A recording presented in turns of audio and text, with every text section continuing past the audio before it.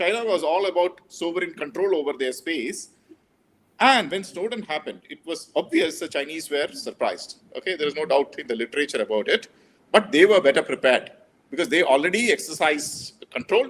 They had created their own equivalent companies. They had restricted Western company access into the Chinese ecosystem. At that time, a lot of Indians used to say, "Oh, Chinese are going back into the Stone Age, and we are now into the because it's a global village. The earth is flat. Yeah. We are going to arrive."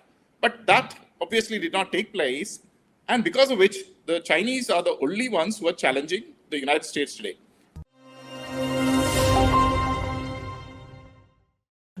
Welcome to the Gist on Strat News Global. I am Surya Gangadharan.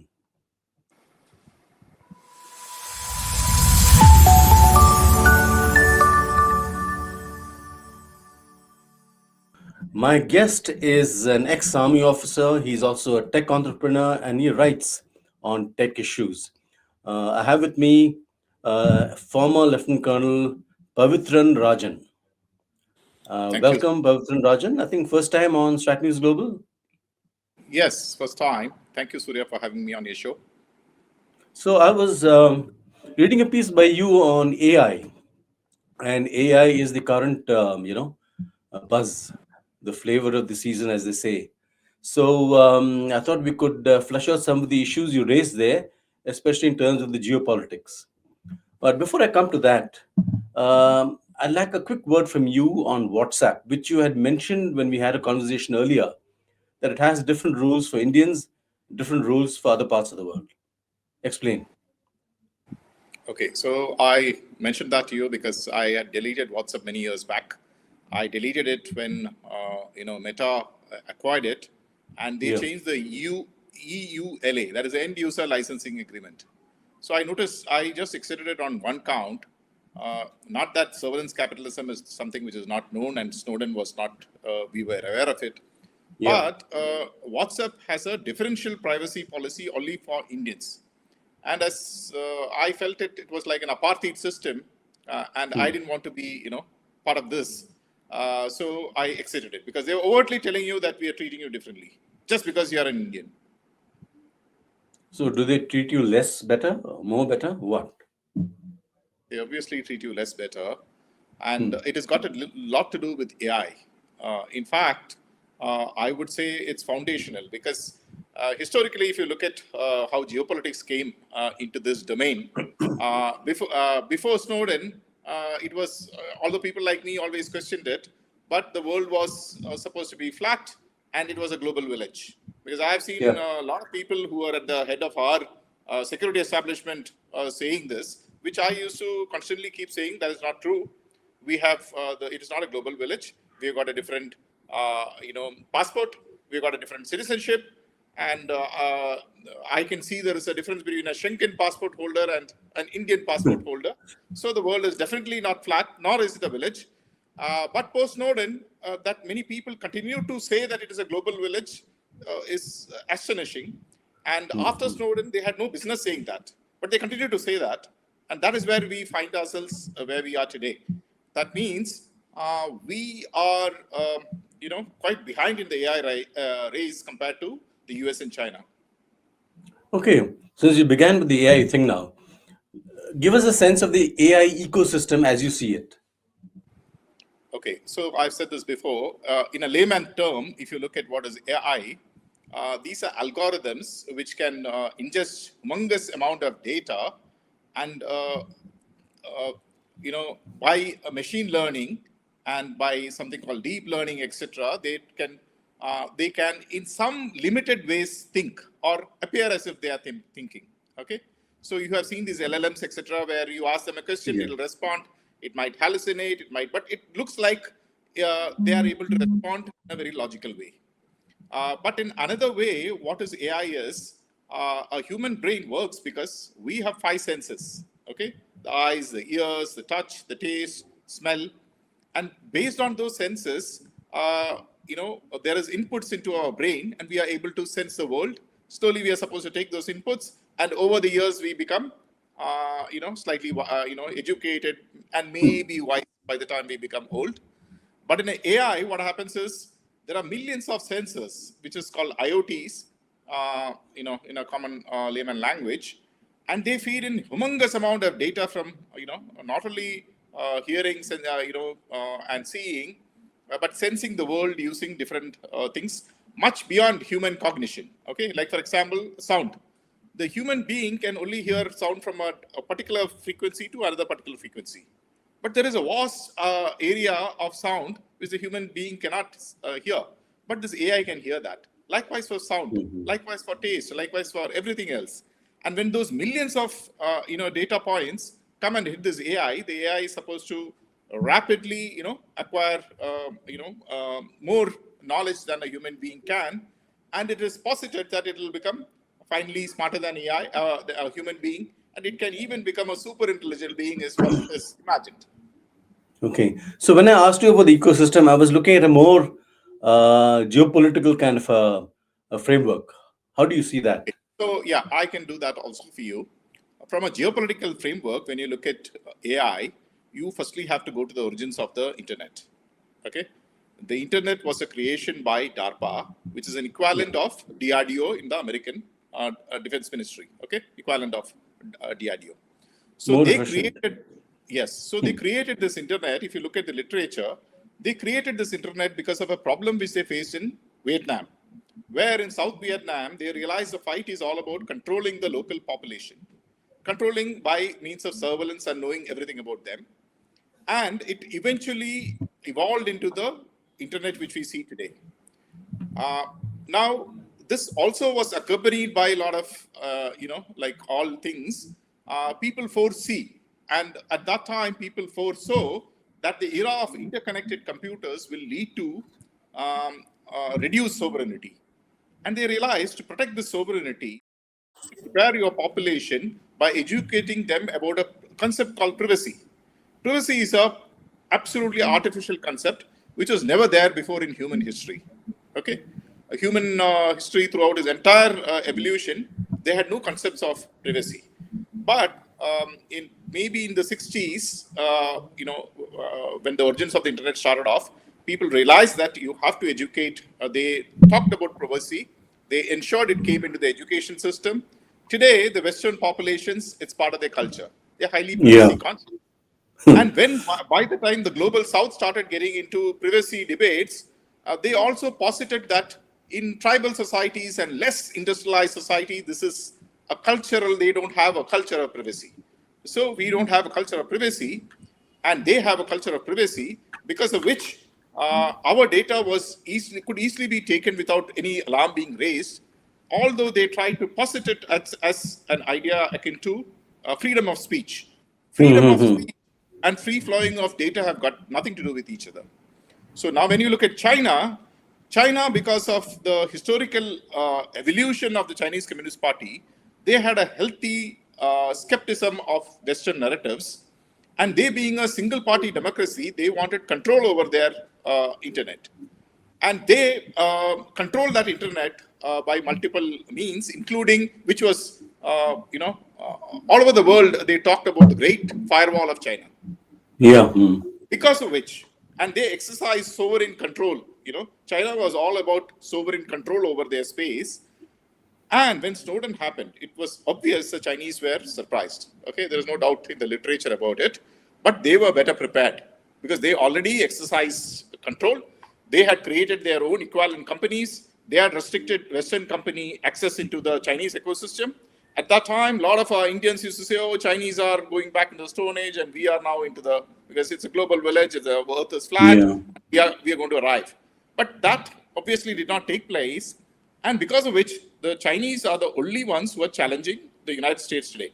Why that is so is, when you look at the ICT, that is the information communication infrastructure globally, there are 7 layers called on the OSI model, starting off from the chips up to the application layer. Okay, the Chinese have created almost everything except for some part of the chips. Also, they have done, but they have arrived. They have got companies like Huawei, City controlling the network, encryption, everything. We have totally not permitted our industry to come up. We have only concentrated on being a ITS. We said services is the way to go. We did not create products. We did a discrimination against our own products coming into the market. In spite of Atmanirbhar, I can give you n number of examples where Indian product ecosystem has not been allowed to come. In spite of AI coming in, there have been a lot of billionaires who have grown rich out of the ITES industry, who claim that they are the people who know this space, and they have openly said that we should allow the big boys in California and we should ride on them. That means Yeah, we should yeah. ride on platforms which is built on them because they've got unassailable lead. The amount of money needed for it, etc., is humongous, which a poor nation like India cannot afford. But the Chinese have proved them wrong, because with DeepSeek, they have shown that although India is supposed to be the superpower as far as the software industry is concerned, they have, using American chips, they have created an AI and trained it with almost equivalent to an American model at much lesser cost. This is So the let me wake-up call. stop you there. Okay. Let me just stop you there. Is that the reason why we've not been able to come up with a DeepSeek? I think it is partly one of the reasons, chiefly one of the reasons, because there is no government of India policy which will back up an Indian product. And an Indian product cannot compete with a Western product when there is no backing. There is no economic, there is no handholding of that product. There is no protection of that product. And, that's the reason why it doesn't happen. In China, they are wise. They know that, they realize that without their products under their sovereign control, they cannot be a player, and they back those products up. Likewise in the West, because till 5G, we have realized, we have seen that the West kept on talking about it's a global village and the world is flat. Second, Huawei started leading in 5G. They said the world is no longer flat. It is not even a global village. Now it is geopolitics. Okay, so there we are. And in spite of their actions, there were still some people in our establishment who kept on talking about a global village. Very surprising. So what you're telling me is that India is okay. So where do you see India in AI then? In the So, current, let us, give credit where it is due.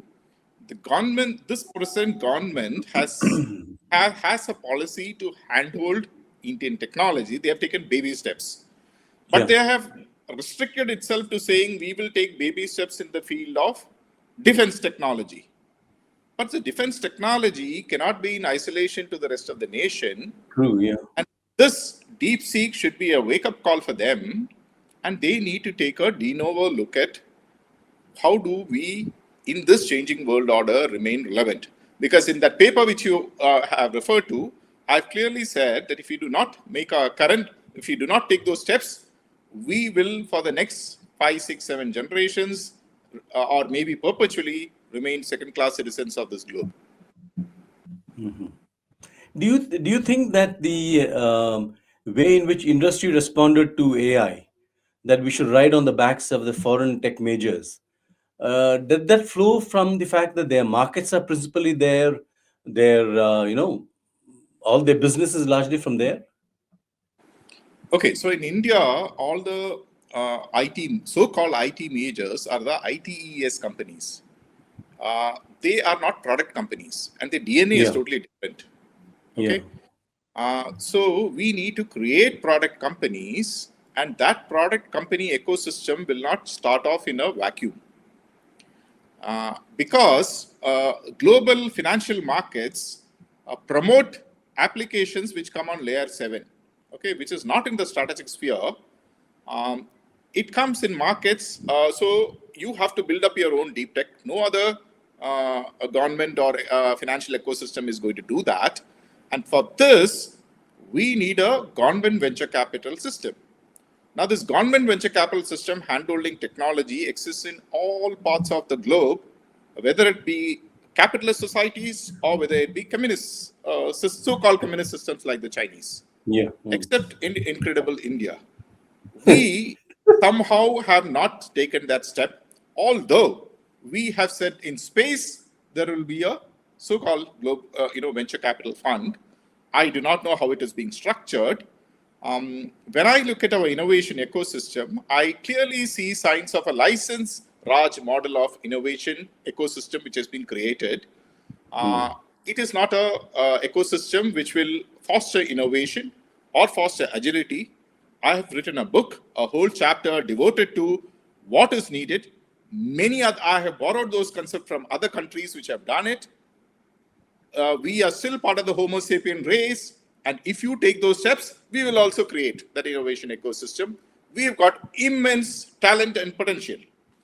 But geopolitically, India is a slightly different state compared to the rest of the world. For example, there are many experts who have told me, in Europe, oh, they are part of the American ecosystem. They are part of the American ecosystem because their individual rise will not upset the global order. They are very small Yeah. nations. Okay. But India is a very large nation. And if our national aim is to ensure that our people rise up from poverty to higher per capita income, we will become a global economy which will upset the global order.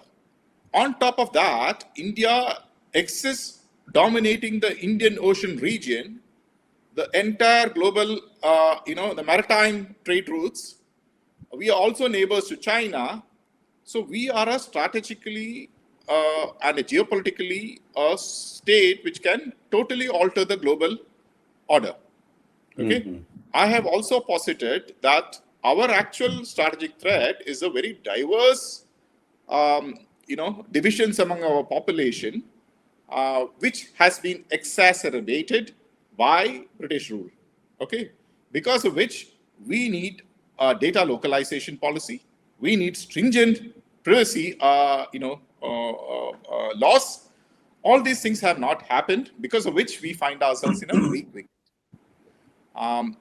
Maybe by people like you taking this message across and dissecting what I am saying and whatever I am writing, the people of India will demand that that India should be a nation which should be for Indians rather than being a milch cow for the rest of the world. So, what is the kind of advice you would give to, say, somebody in government? What are the 3 steps we need to take now? Okay, first step is we need to accept that our policy initiatives till date has been subpar. Okay, if you keep saying that we have taken the best policy steps till date, then we are off. I see a positive step because there is a defense secretary. The new defense secretary came and said our acquisition system is bust. Very welcome statement. Because till that date, that means he's accepted that till that time, all the previous, thing was bust, basically. Okay. Yeah. So here also, you need an acceptance that our policy measures are wrong. Now, once you accept it is wrong, then you will say, okay, what are the right steps which we need to take? And those right steps need to be taken objectively. Till date, the ITES ecosystem has dominated our policy, in the ICT space. They have tried to create a narrative saying that if we if we create our own ecosystem, the Americans will stop outsourcing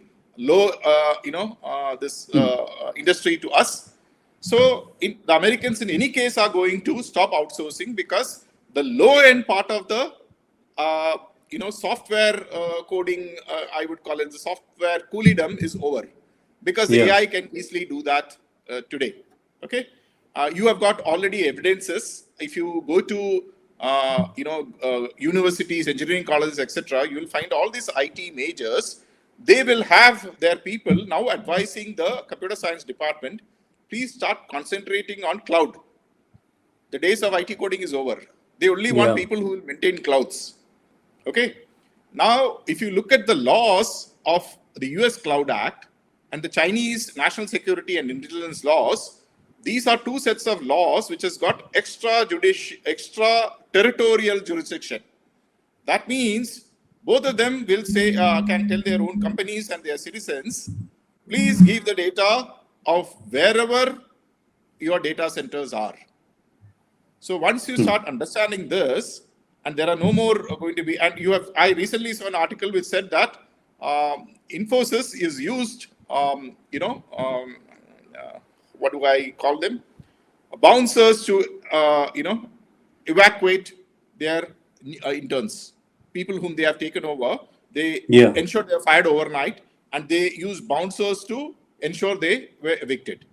It is a clear warning bell that the days of cheap outsourced IT labor is over. Over. Okay, people like me has been warning about this for the last 10 years, but somehow it has not been listened to. The government now needs to take a call, and they need to just follow through their policy of Atmanirbhar. But the policy is still late, is not holistic, and is lacking. The we need at least 3 or 4 government venture capital funds um, run by industry professionals and not by bureaucracy, because bureaucrats cannot take that sort of agile decisions, which are high risk decisions. Okay, Yeah. and we need to follow that. And we have written a book, and we have given those monograph that is being submitted to the government. There is this think tank called the Policy Perspective Foundation, which is Delhi based. The government can easily take the recommendations from them and do not cherry pick, because if you only cherry pick, then you won't get that. That's been the bane of India. Yeah. Whatever Yeah. suggestion is there, the bureaucracy will cherry pick what suits them. That is dangerous. Yeah. Okay, so the political masters themselves will have to look into what they want to achieve, understand the intrinsic motivation of any bureaucracy anywhere in the world, and then press forward with the policy. Okay, that was interesting. Last question. You think we can do it? And what kind of time frame are you looking at? Okay, firstly, let me take the first question of can we do it? We have no option, Surya, Yeah. unless at least you look like a man as old as me, and we from the day one we were always third world. Correct? We continue to be third world. China Absolutely. was along with us third world, but no one says they are third world anymore. So I do not think that it be, and I have many times, at least I do not know whether you have thought over it, but I have always wondered, what about my great ancestors of the last few hundred years? What were they doing when the Brits were in the Stone Age and we were a civilization? What were these Yeah. guys doing? How did these guys come all over the seas and manage to rule over us? Now, I'm sure you don't want to pass on that legacy to your, great grandchildren or beyond, um, because they should not look over the shoulder and said these guys were sleeping and we are slaves even today. So now, what time frame? It is not in my hand. It's how fast and what sort of reaction what a policy makes. Because I am a great believer that culture is a product of policy. When Deng said, "Okay, I don't care whether the cat is white or black, Hmm. as long as it catches mice," uh, there it happened. Got it? The Chinese did it. Now, since we already know that the cat, whether black or white, will catch the mice, and there are cats here in India, we just need to put those cats out and see how they do it. So I hope that's an answer which you will like. Pavithran Rajan, we are completely out of time, but fascinating discussion. And maybe we can take this forward at some future favorable date. Sure, Thank you very Surya. much. A pleasure talking to you. Same out here, Surya. Thank you. Thank you. That's all we have for you on this edition of The Gist. Do subscribe to our YouTube channel, follow us on social media. Thank you very much. Good day.